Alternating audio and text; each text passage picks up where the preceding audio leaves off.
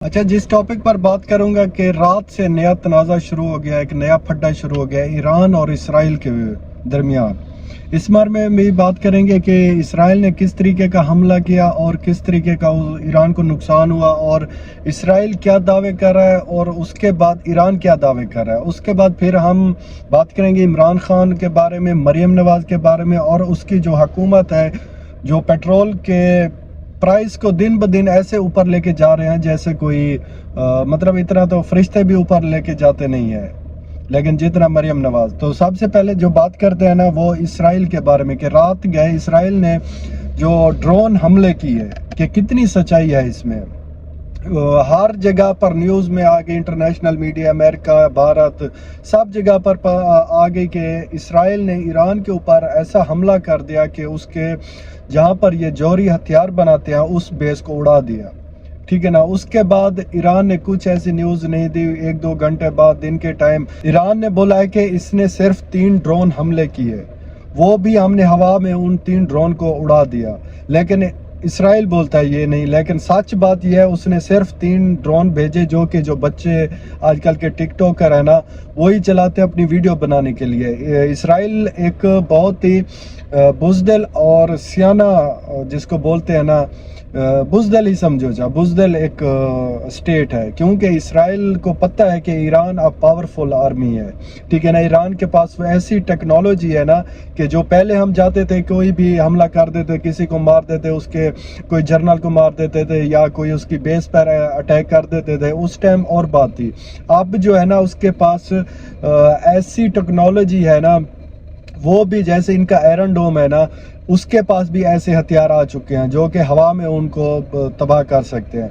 लेकिन उसने सिर्फ ये देखने के लिए चेक किया, ड्रोन भेजे ताकि कि हमारे ड्रोन हवा में मार दिए जाते हैं या फिर ज़मीन पर अटैक करते हैं। अगर ज़मीन पर अटैक हो जाते ना पीछे से ये हमला कर देता। इसराइल ने एक ही वक्त में ईरान, इराक, शाम और जो भी उसके साथी जिधर भी उसकी तंजीम है ना उसके ऊपर हमला कर दिया।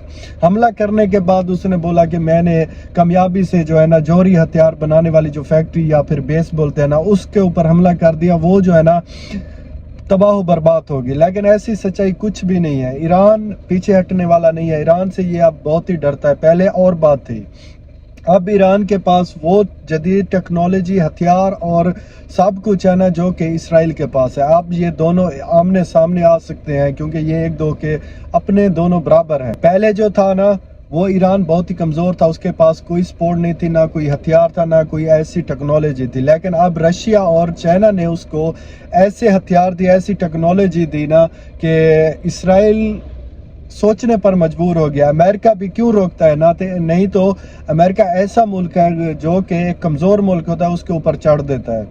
हमास के ऊपर कैसे चढ़ गया, लेकिन अमेरिका ने ईरान के लिए उसको रोका है क्योंकि अमेरिका को पता है कि ईरान के पास कितनी अब टेक्नोलॉजी है, कितनी पावर है, कितने उसके पास जो भी हथियार है ना उसके पास क्या चीज़ है। अमेरिका को सब कुछ मालूम है, वो फिर इंटेलिजेंस शेयर करता है इसराइल के पास। लेकिन इसराइल अमेरिका को जोर पे कि मैं भी लड़ूंगा आप भी लड़ोगे।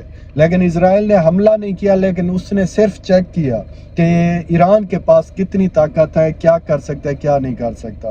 तो उसको अब मालूम हो चुका है। अगली दफ़ा जब अटैक करेगा, ये नहीं करेगा, लेकिन अगली दफ़ा जो उसकी सोच होगी ना वो थोड़ा डिफरेंट होगी।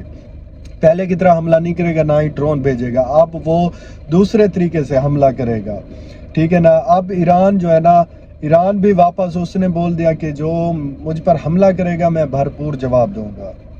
ये तो रही ईरान और इसराइल के जंग के बारे में, मैं आपको बता दिया कि क्या क्या चीज़ है। अब बात करेंगे इमरान खान और जनरल आसिम मुनीर जो कि एक दूसरे के आमने सामने है। इमरान खान आज तक इतना सख्त स्टेटमेंट नहीं दिया जितना अब वो दे रहा है जनरल आसिम मुनीर के बारे में। वो फौज के बारे में नहीं, वो सिर्फ ज़ातियात के बारे में बात कर रहा है। अब जो है ना ऐसे लगता है कि इसके ऊपर बहुत ही ज़्यादा सख्ती होगी, लेकिन इमरान खान को वो सोचते हैं कि ये डर जाएगा, ये कमज़ोर पड़ जाएगा, ये पीछे हट जाएगा। लेकिन इमरान खान ने बोल दिया है कि ये ख्वाब इनका बहुत ही अधूरा रह जाएगा। उसने बोल दिया है कि अगर मेरी अहलिया को कुछ हो गया ना तो मैं जो है ना जनरल आसिम मुनीर को नहीं छोड़ूंगा। उसने ऐसे सख्त स्टेटमेंट दिए ना جو پہلے آج تک کسی نے نہیں دیے، مطلب اشاروں میں بات کرتے تھے، لیکن اب عمران خان سیدھی بات کر رہا ہے کہ جنرل عاصم منیر سب کچھ کروا رہا ہے، جنگل کا قانون ہے، جنگل کا جو بادشاہ ہے عاصم منیر ہے، یہ سب کچھ اب سامنے کلیئر ہو چکی ہے۔ اب عاصم منیر بھی سیاست میں داخل ہو چکا ہے، مطلب پہلے بھی تھا لیکن لوگ ڈرتے تھے، لیکن عمران خان ڈرتا نہیں ہے، وہ سب کچھ واضح بتا رہا ہے۔ اگر کچھ ہو گیا نا تو عاصم منیر کو عمران خان نہیں چھوڑے گا، کیونکہ بشرا بی بی جو کہ 4 سال سے عمران خان کے مطابق 4 سال سے وہ بیمار نہیں ہو، آج جب سے وہ جیل کے اندر ہے نا، اس کو ایسی کوئی زہر دیا جا رہا ہے نا کہ وہ اندر سے اس کا معدہ خراب ہو رہا ہے اور اس کا کوئی علاج بھی نہیں کروانے دیتے۔ تو اس لیے عمران خان نے بول دیا کہ اگر میری بیوی کو کچھ ہوا تو میں عاصم منیر کو نہیں چھوڑوں گا، اور بھی بہت سخت باتیں بولی ہیں، آپ سب کو معلوم ہوگا، کیونکہ اس کے پیچھے جو بھی پاکستان میں ڈرامہ چل رہا ہے نا، اس کے پیچھے کون ہے؟ عاصم منیر ہے اور کوئی نہیں ہے، کیونکہ اب مریم نواز کی جو حکومت ہے یا پھر شہباز شریف ہے، اس کے پیچھے جو ڈوریاں ہلا رہا ہے نا، وہ عاصم منیر ہے اور کوئی نہیں ہے۔ ان کے ہاتھ میں کچھ بھی نہیں ہے، یہ صرف پروٹوکول لوگوں کو دکھانے کے لیے کہ ہمارے پاس یہ پاور ہے، ہم یہ کر رہے ہیں وہ کر رہے ہیں۔ اور پیٹرول کی پرائس بہت زیادہ بڑھنے والی ہے، کہیں پر ایسے شہروں میں پیٹرول پمپ بند کر دیے، کیونکہ ان کو بہت ہی فائدہ ہوتا ہے نا، وہ سٹاک جب سے ان کے پاس آلریڈی موجود ہوتا ہے، سستے داموں میں خریدا ہوتا ہے، تو جب پرائس اوپر ہوتی ہے تو ان کو بہت ہی زیادہ فائدہ ہو جاتا ہے۔ تو غریب عوام کے اوپر بہت ہی زیادہ مہنگائی کا طوفان گرنے والا ہے۔ اس بار سمجھ نہیں آتی کہ عوام کیا کرے گی، جیسے پیٹرول اپ ہوگا نا، پوری کھانے کی چیزیں جو بھی چیزیں ہیں نا، اس کا پرائس بڑھ جائے گا۔ اب تو لوگ صرف یہی سوچیں گے کہ 3 وقت کا کھانا چل جائے، یہ کافی ہے، جو پہلے وقتوں میں غربت کے دور میں ہوا کرتا تھا، اب عاصم منیر کے دور میں یہی چیز دیکھنے کو ملے گی۔ جب تک عمران خان کو پاکستان کا وزیر اعظم نہیں بناتے، اس وقت تک یہ کوئی بھی مطلب پاکستان کو ٹھیک نہیں کر سکتا، کیونکہ عوام اب ان لوگوں پر ٹرسٹ نہیں کرتی، کوئی بھی پیسہ لے کر نہیں آنا چاہتا، کیوں ان کو پتہ ہے نہ رول ہے نہ رول آف لا ہے، تو کس طریقے سے ہمارا پیسہ سیف رہے گا۔ عمران خان واحد لیڈر ہے جو باہر کی کنٹری کے لوگ ہیں نا، وہ بھی چاہتے ہیں کہ عمران خان آئے، ہم اپنا بزنس ادھر شروع کریں، لیکن ان کے اوپر کوئی بھی ٹرسٹ نہیں کرتا۔